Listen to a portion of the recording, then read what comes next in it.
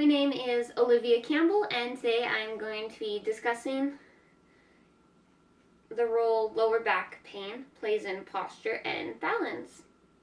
Throughout this presentation, I would like you guys to be interactive and participating. I will be asking you some questions to answer, be asking you to do a couple tasks, and I would like you to be engaged. So first things first, have you ever experienced lower back pain? Did you notice any changes in your walking pace? Did you notice any changes in your form?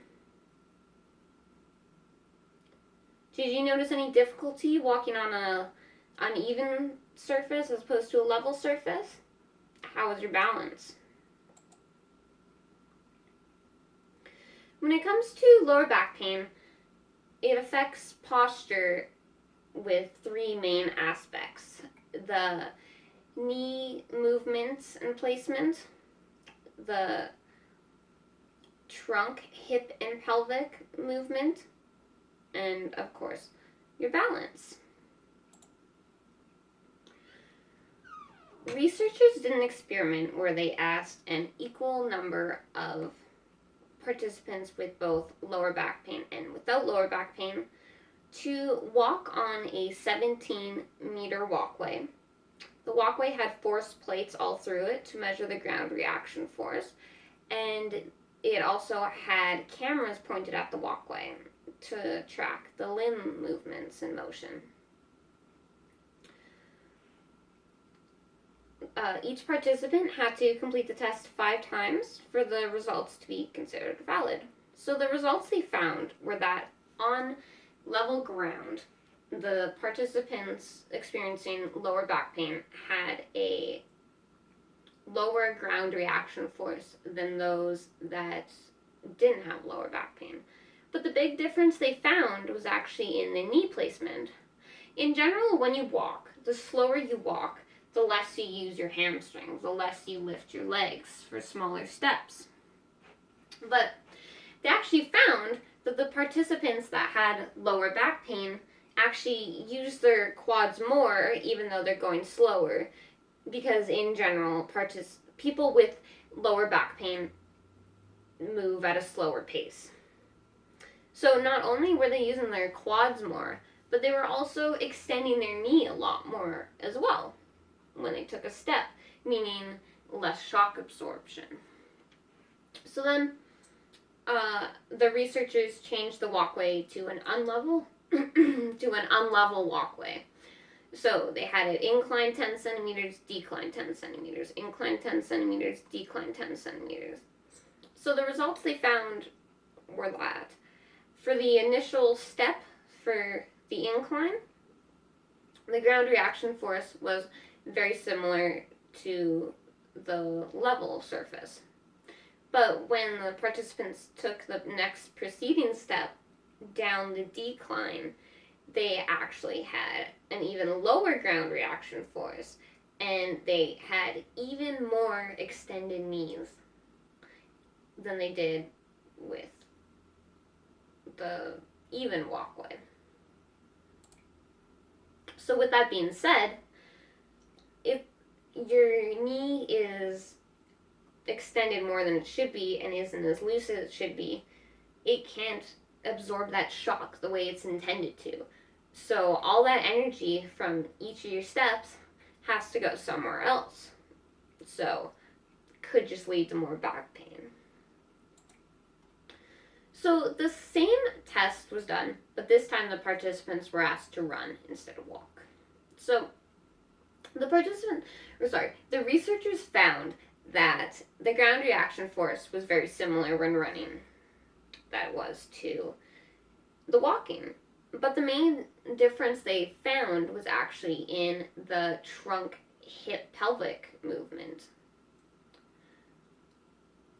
Researchers found that the individuals suffering from lower back pain when walking on an even level surface actually had reduced transverse pelvic rotation as well as reduced curve to the pelvic rotation.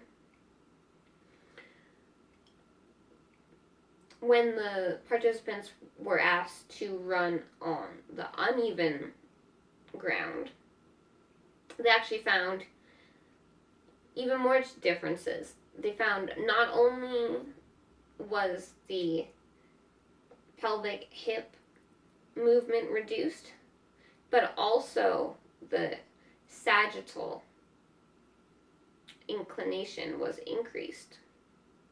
So obviously you don't want to be hunched over forward while you're walking. You want to be straight up.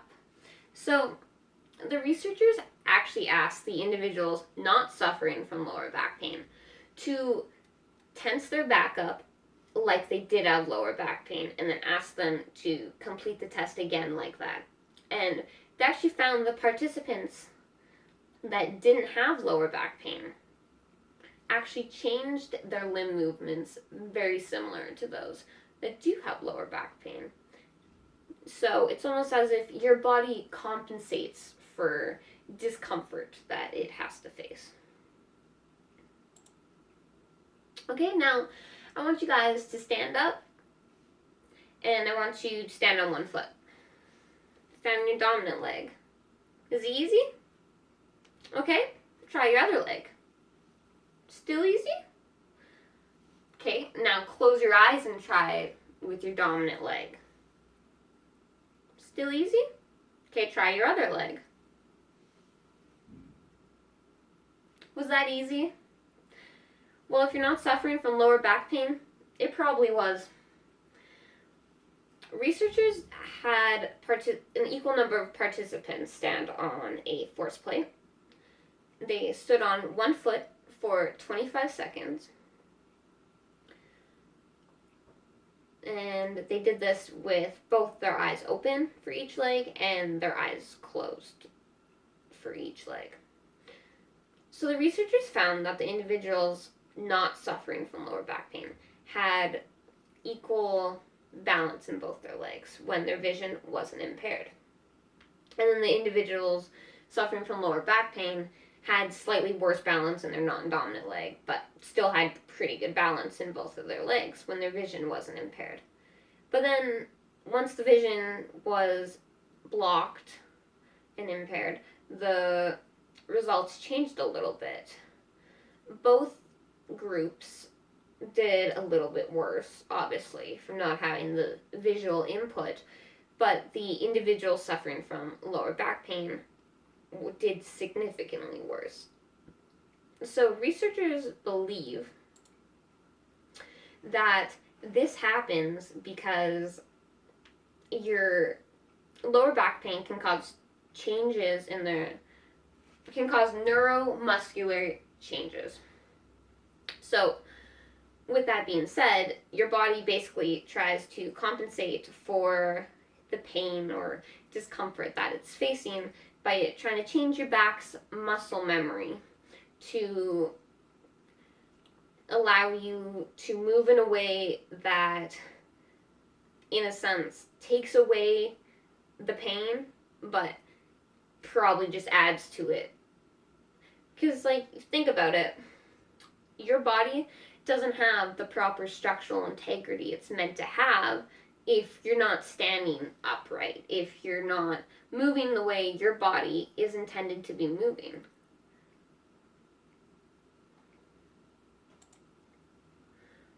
So, overall, lower back pain affects posture, mainly by causing changes in walking speed or changes in moving speed in general, walking or running. Changes in your trunk and hip pelvic movement. Changes in your ground reaction force.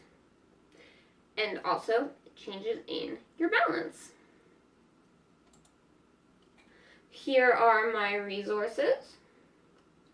And I hope you enjoyed my presentation. Thank you.